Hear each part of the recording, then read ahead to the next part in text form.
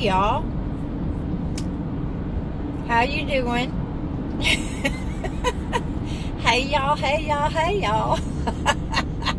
I just laugh when I think about that. Anyway, I was going to tell y'all about my very first job that I got paid for, and that I had taxes taken out. Now, I always worked when I was a kid. I started babysitting very, very young. And I was so young, in fact, that when they would ask me how much they owed me, I would say, some colors in a coloring book. Oh, my Lord. I remember that so well, y'all. And my mother would say, Deborah, why are you not asking for 50 cents an hour? That's what babysitters get. Anyway, I babysat a lot, and that's how I made extra money. But we were living in Beebe, Arkansas, and I was 15, and I got a job at the local hamburger joint. Now, y'all know Beebe had about 3,000 people. At least, you know, all those hundreds of years ago when I was a kid. So, it was hard, y'all. It was hot in there. It had like a window that you could walk up to. And it had a little dining area, and you could come through the door and you'd be in the little dining area, and then there was it was like a cutout in the wall, and they had put a shelf there, and so that was the ordering place. And we had a big old jukebox in there. And it cost $0.25, and you could listen to 3 songs. And I used to flip the guys. I would flip $0.25 with them, and if it was heads, they had to play what I wanted with their $0.25. And if it was tails, I had to give them $0.25. Well, y'all, I don't know how it turned out like that, but I used to win all the time. So I got to hear the songs that I loved. And so I worked back in the you know, where they prepared the food, and I took people's money. And you know, we didn't have a fancy cash register back then. I mean, you had to count people's change back to them. That was the hardest thing. I'm telling you, I do not do math. We didn't have calculators on our phones. We didn't have phones. I mean, it was really hard for me, y'all. I'm not joking. It was hard. But I did it. And I got people's orders together, and I made the ice cream cones, and I made the milkshakes, and, you know, all of that stuff. Well, in the summertime, I can't remember, y'all, how much I got paid. I really don't. But it was, you know, I'm sure it was minimum wage, if there was even such a thing back then. I don't know. Some of y'all tell me, did they have minimum wage back? Let's see, I was 15, I'm 63. Well, y'all do the math.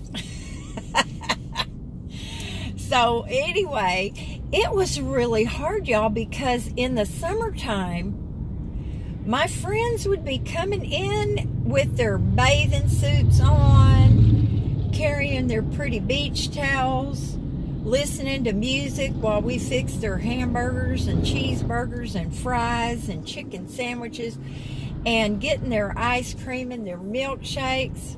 And then they would leave and take off.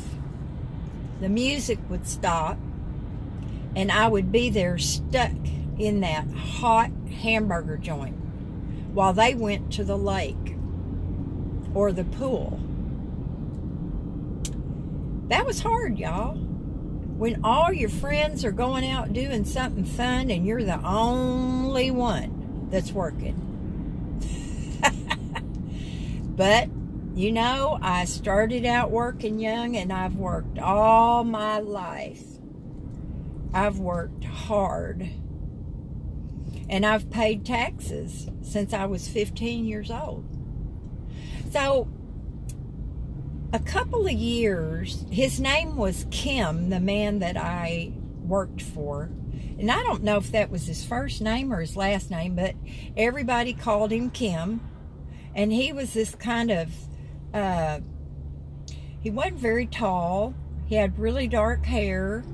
He was kind of on the thin side, slim, you know. And the name of the drive-in, as we called them back then, the name of the burger joint was called Kim's. K-I-M-S. A couple years after I quit working for him, he got arrested and he went to prison. Y'all know what he did? He murdered his wife. I just got goosebumps when I said that. He murdered his wife. Now, you know, it's been so long ago, I don't remember exactly why. There was talk about, I don't know, a divorce and her having an affair. I just don't know exactly why. But I tell y'all what, it creeps you out when you realize that you have worked side by side with somebody who is capable of murdering another person.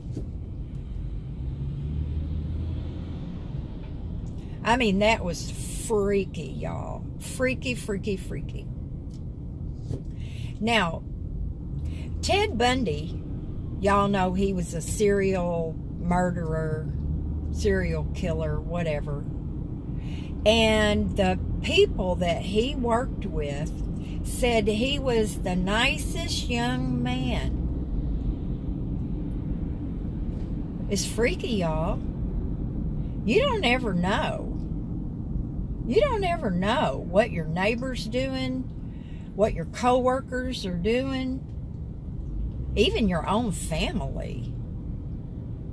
I remember in the news, it's been a long time ago, but there was a woman and she was married to this man and they owned some land and they had a big house. And I believe, y'all can correct me if I'm wrong, their big dog came up to the house with a big bone in his mouth. And it turned out, I believe, to be somebody's either thigh bone or, you know, that other bone that goes between your knee to your ankle. And so when the police started investigating, that man had buried, I cannot remember how many bodies, but it was a lot.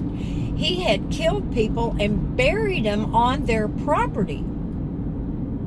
Now, his wife said she had no clue.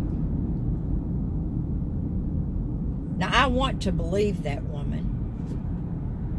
But dang, don't you think it'd be kind of hard to not, I don't know, suspect something? I mean, can somebody who can be a serial killer, can they be so normal?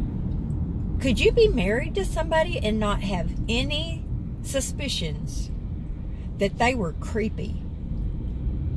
I don't know. I find it hard to believe, but I find it even harder to believe that if she did have some suspicions that he was wacko, that she would stay with him with her children. But anyway, I don't know how I got on that. Oh, I was telling you about Kim. But I've always loved to read. Anne Rule is a woman that writes true crime. Now, I don't even know if she's still alive, but she wrote a lot of books on serial killers. And to me, they're fascinating. They're fascinating. It's like, what causes a person, one, to do something like that, and two, how can they take another human being's life? I just don't get that. I don't understand it. And you can't say, well, they had a terrible childhood, or they were abused when they were children. Yeah, a lot of them are. But there are serial killers that had a normal life. And for whatever reason, these people were twisted. I'm sorry, y'all. I hope I didn't creep you out. I hope you didn't get creeped out. But that was my first job, working at a hamburger joint.